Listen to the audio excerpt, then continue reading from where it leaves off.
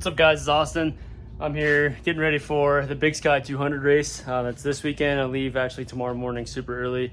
So you can tell I'm already working on the Jeep some. I didn't do a great recap when we got back from the last race in Indiana for the Badlands Brawl, but I'm gonna try to get some more footage this time. If you can see right now, I've got the front end jacked up. I went rock crawling last weekend, so I lowered it to do that, and then now I'm lifting it back up to my ride height because I like to be in that 50-50 range for travel wise. So yeah, I guess I'll put you on a time lapse and get some working on this thing. I try to make a list over here on the wall of all the things I need to do, but I've been slacking in that department because everything's been pretty rushed together. But to do before I load up is lift the front coilovers, the rear, and then pack tools. Everything else is pretty ready to go. I also will probably do a bolt check in the garage. As you can tell, my steering box is leaking a little bit, but let's send that thing off to PSC after this race. One of the biggest advantages to having coilovers on any four-wheel drive vehicle, truck, really anything, but especially on the Jeep, is that I can change the ride height by just doing this really quick. It takes me about probably 15-20 minutes to do, and I can lift or lower the vehicle very easily. I already know my preset heights to set them to, so that's the way you see me measuring. I have them written down what I'd like to have at race height and then what I'd like to use for rock crawling, so that's why it is that way. And then of course me pushing the Jeep forward so I can get the high lift on the back there. The only thing I'm doing is rotating this top nut down. You can see where it kind of was before. Essentially, like I said, when I go rock crawling, I lower this thing so I have a lower center of gravity. With the 42s and everything, this thing's ridiculously tall, so I like to get it as low as possible. I actually end up having 0 preload on that top nut up there. And then for racing, like I said, I lift it back up to where you can see I have plenty of travel right in that mid zone, 7.5 inches of down travel or up travel, one of the two. It's right in the middle, but this thing does have a lot of travel. It's pretty close to the roof. If you're ever doing this in your garage, watch out for hitting stuff up there. But, and of course, the safest thing out there, the high lift, everyone's afraid of. That's what I always use. I haven't had many troubles with it. There she is, lift it back up. Kind of curious what my measurements actually go out to. So I'd say with the bump, it's probably right at 7 in the front, and then I think it's a little bit taller in the rear. Yeah, closer to 7.5. So, like I said, main advantage of that is the higher speed stuff. You want more up travel than rock crawling, so I slam it down for rock crawling. So we don't have many other things to do. Just bolt check. I'll clean the fuel filters when I'm there. Just grease things. Pretty simple. So I'm gonna roll this thing out of here to clean up this mess I've made the past couple days. Still haven't really recovered from a long trip to Ohio and Indiana. So I'm gonna get this thing rolled out of here and get the shop cleaned up.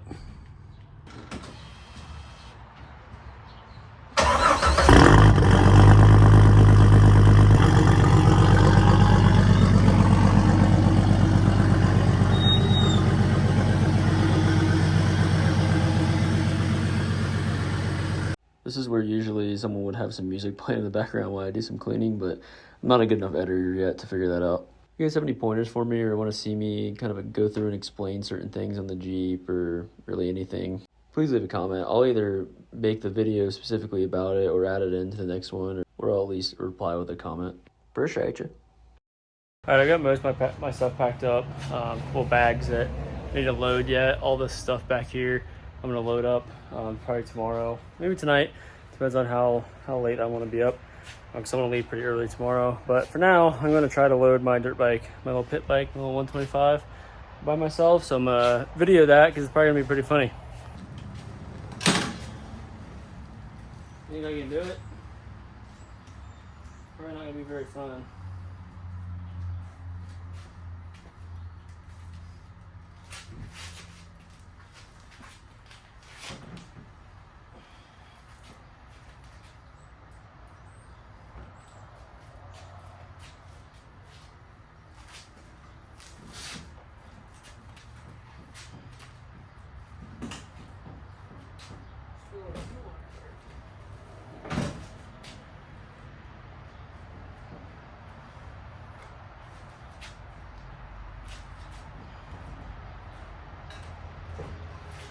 Wasn't too bad. Favorite thing about this size 125 is it's a little bigger, so it's bigger than like a 90 or a 110, but it fits in there perfect. Like, doesn't get much better. Strap it down a couple straps and it's far enough away from the gooseneck. Pretty sweet. Well, it's dark out now. I kind of skipped a little bit ahead here, but took this for a test drive. I wanted to try out these new bearings I just put in this hub. I noticed a little bit of play from this last race, so I went in there and tightened it up, and it wouldn't tighten up enough. Had some play, like I said, so I went ahead and swapped the bearings out, thinking that was, probably just wore out or whatever. Still have a little bit of play, and now the bearings are getting hot, so I must have over tightened them. It's easy to do on these Kingpin 60s. And I actually, talking with Todd over at ZFab, I think that the issue I'm seeing a little bit of movement, I think, is in my Kingpin itself. I think that they're a little wore out, not my actual bearings themselves. So I'm going to back it off and do it the way he told me to, which is the proper way, that we don't have preload on those bearings. So instead of being loaded up right now, I'm still working on this thing. I had a club meeting, like I said, so I went to that. But other than that, Jeep is running good. Topped it off with gas, did a couple other things. Truck took to the trailer, ready to load up in the morning. So I'll still be there before like qualifying and everything, but just gonna be there later than initially thought. Oh well, what do you do? Race car stuff, So I'm gonna get this hub torn apart real quick, and adjusted, and then torque check a couple things tonight, finish packing, and then I'll load up in the morning. If you guys want to see like an actual in-depth video of how to take apart a hub like this, there is one on my Instagram, but also leave a comment if you want the technicalities of things like this. I can definitely go more in depth, but this is just a quick time lapse of me adjusting the bearings on the hub itself, because these are free bearings. They're not like a preloaded assembly. It's a lot like a trailer if you've ever done one of those. Side note for those of you that are 21 plus, Busch Light Lime is delicious. If you also pay close attention, you can see I messed up and didn't put the spring back in before I put the locking mechanism back in, so I had to take it back apart with a screwdriver. Oops. But just like that, this thing should be ready to rip, and I haven't had issues since. Good morning. It's about 5 a.m. Got up early, around 4, and loaded everything up. Fuel jug, spare, jack, camper's all set up, ready to go. Jeep's loaded. Worked on it a little bit last night. Fixed that driver hub and whatnot. So, should be ready to go, rolling out for Montana. Hopefully to be there around 11:30 noonish. So, update you when I get there.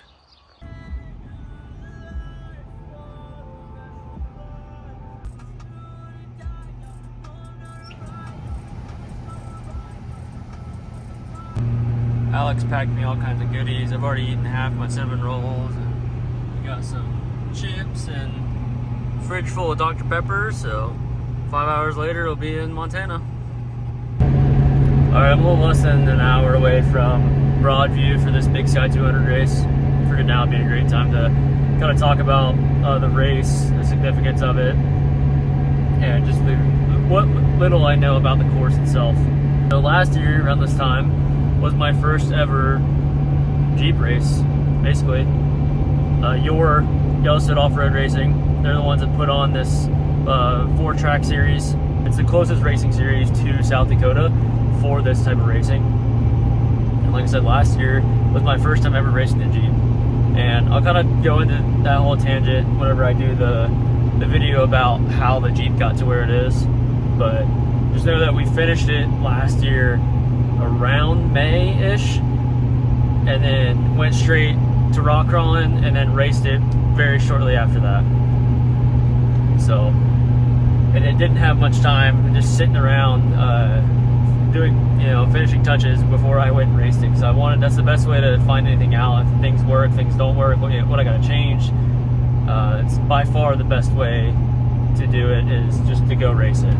That's mainly why it's significant, is because it was my first ever race. What I know about the track and the area and whatnot, like I said, it's in Broadview, Montana, close to Billings, and it's called the Big Sky 200 because you're near Big Sky and it's close to 200 miles usually. Tier's course I know is between 40 and 42 miles, doing 5 laps for our 4,500 class, that's going to be over 200 miles, which is going to be pretty freaking awesome. Like I'm pretty pumped about that. It's going to be the longest race I've ever done, longer than King of the Hammers for sure.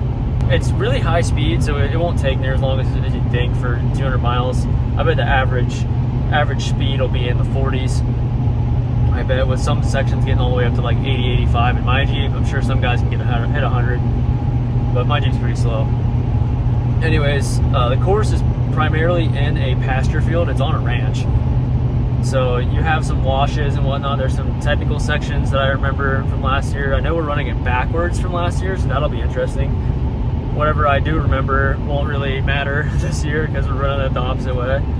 I'll have GoPro footage of me pre-running and all that sort of thing. As soon as I get there, I've got to unload, go do registration and tech, and then I can go pre-run, and then qualifying is today. Today's Thursday at 3 p.m. Tomorrow is the side-by-side race, which they're doing a 12-hour race with a $15,000 payout, which is awesome for them. I'm stoked for them. I might even be co-driving, not for the whole 12 hours, but just for a 4-lap race, which is actually really helpful for getting to know the track, so I'm kind of excited for that. And then Saturday we race, I believe it starts at 11. So once again, I'll update whenever we get there.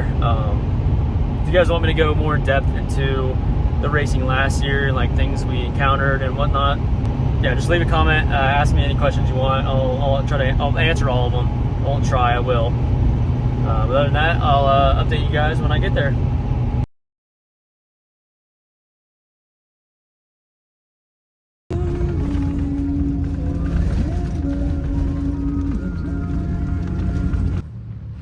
Well, we made it.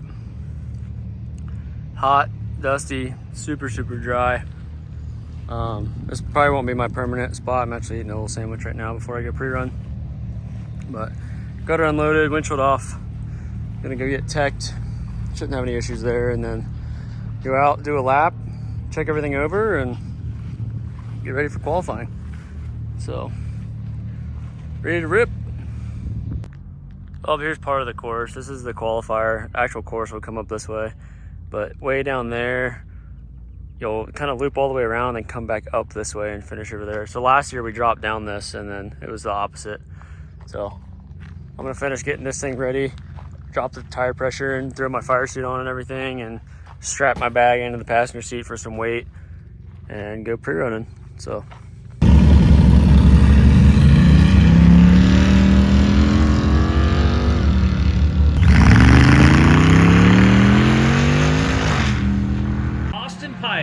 and Alex riding shotgun to that 1998 Jeep Wrangler, part of the 4500 class, out of Box Elder, South Dakota.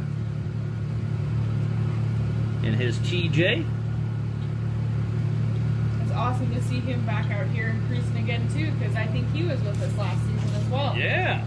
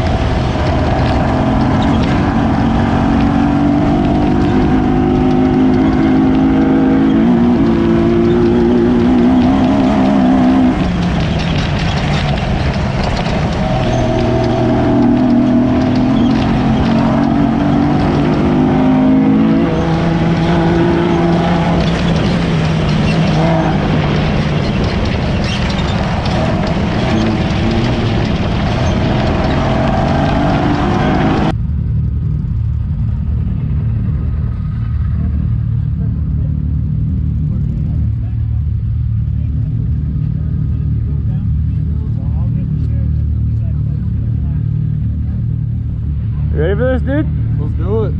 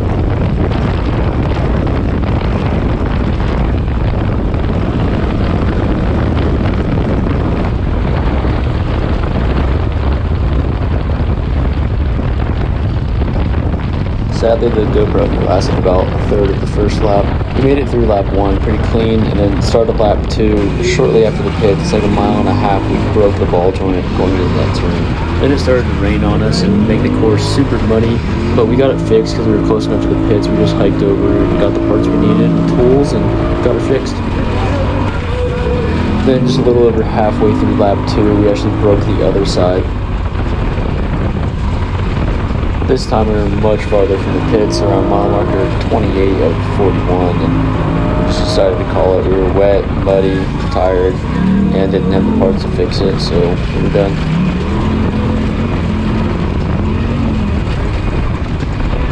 It was still a ton of fun riding with Mitchell, and I would definitely do it again.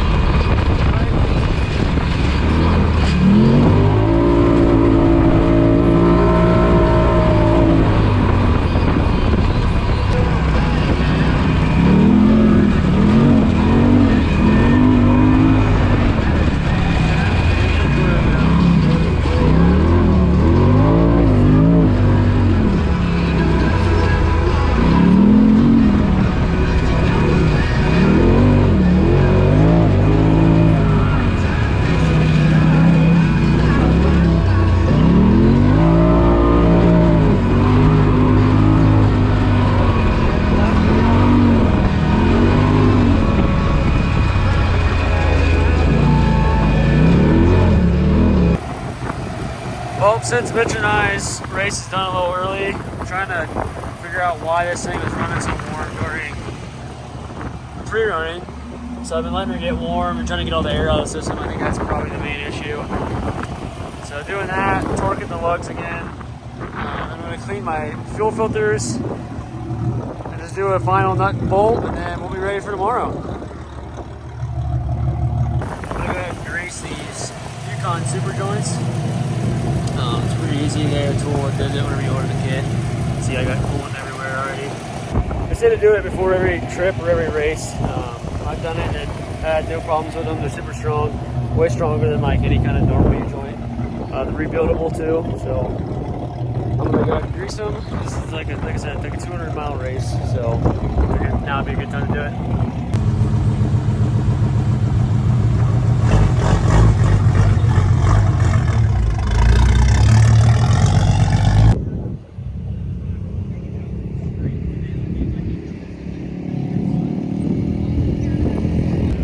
Oh, here I am, getting lined up for this Big Sky 200. Did a lot of last minute prep on the car. That's why there's a gap in video here, but oh well, we're lined up, ready to go. Hopefully this thing holds together for 5 laps, so I'll have some GoPro footage and I'll update you guys later.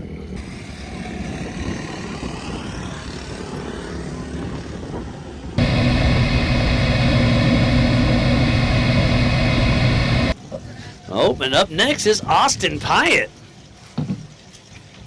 He raced just a couple weeks ago with us there at Ultra 4. Austin Pyatt, number 8008, that Jeep Wrangler out of Box Elder, South Dakota. And he is off and running. I didn't know that thing had a manual transmission, but I just heard it right behind me. And Radflow shocks. So Joe Miker with the little 22RE shifting some gears. Looks like that's Austin Pyatt just hitting the Premier line.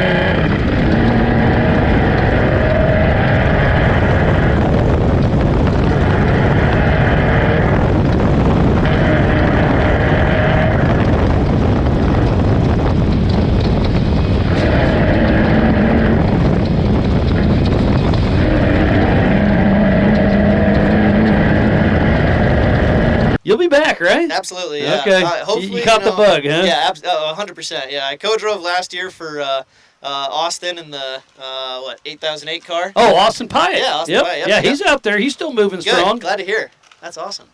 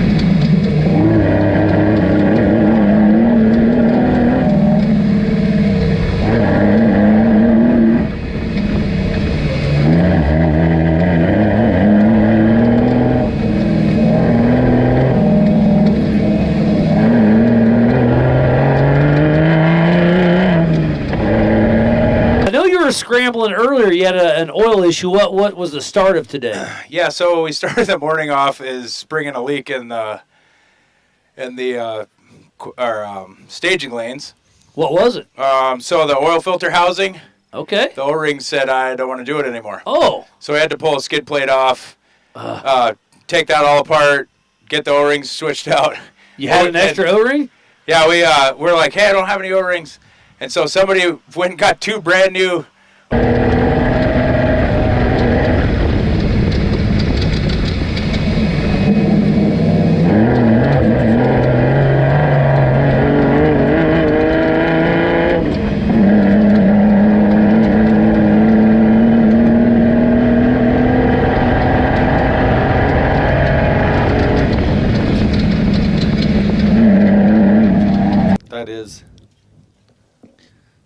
That should be coming up. Yeah, I can't through quite Scotts tell that Bluff. one. Could be Austin Pyatt, Nope, possibly. I'm wrong on where he was. But You've been wrong one other time. We'll let you slide. just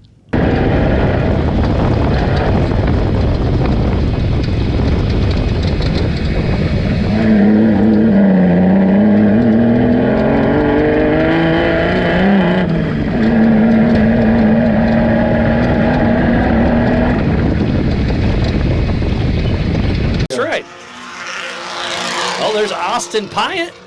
He just raced with us with Ultra 4 at Badlands just a couple weeks ago. It's been a busy season already. It has. I think this is my probably 9th race already this year. We're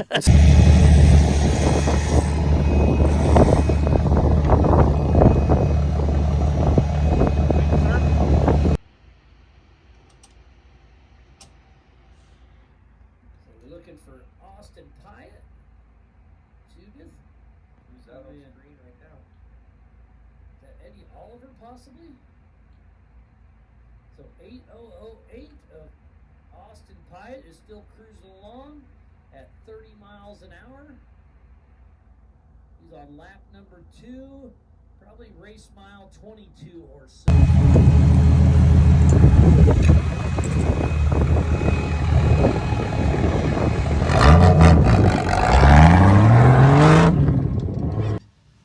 In the 4,500 class, it's still all Washington with John Matthews, Eddie Oliver. Oh, and then Austin Pyatt just bumped Anthony Taylor to 4th. Okay, so Austin Pyatt and Anthony Taylor are battling for that 3rd spot position. And it looks like right at 50 seconds between Austin Pyatt and Anthony Taylor. Woohoo, this is going to be an exciting ending for the 4,500 class.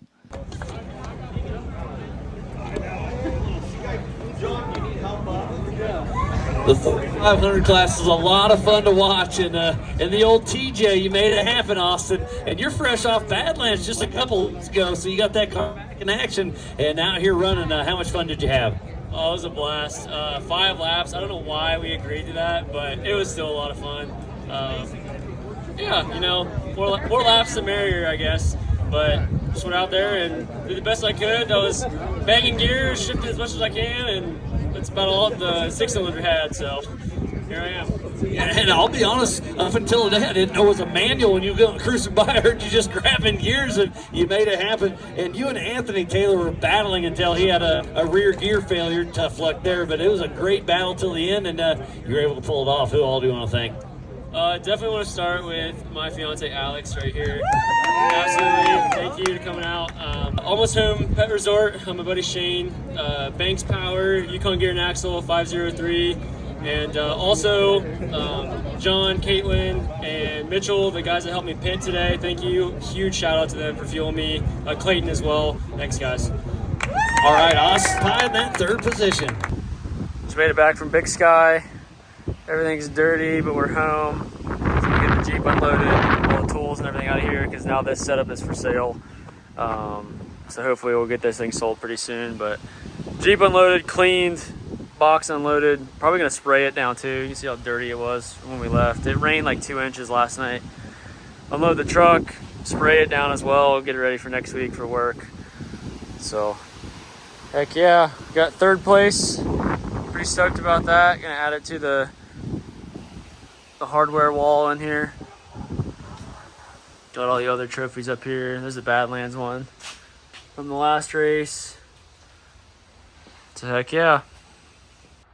Signifying that we're all clean, ready for the week. We got some ice cream. Truck's clean. Alex's Jeep's clean. My Jeep's somewhat clean. Trailer's unloaded, emptied out.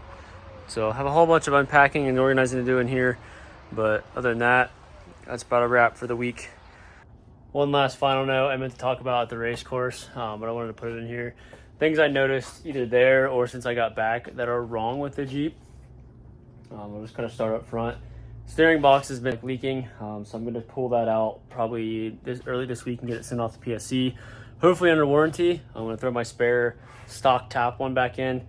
But yeah, it's leaking pretty good. It actually leaked less this race than it did rock crawling, so it's kind of strange.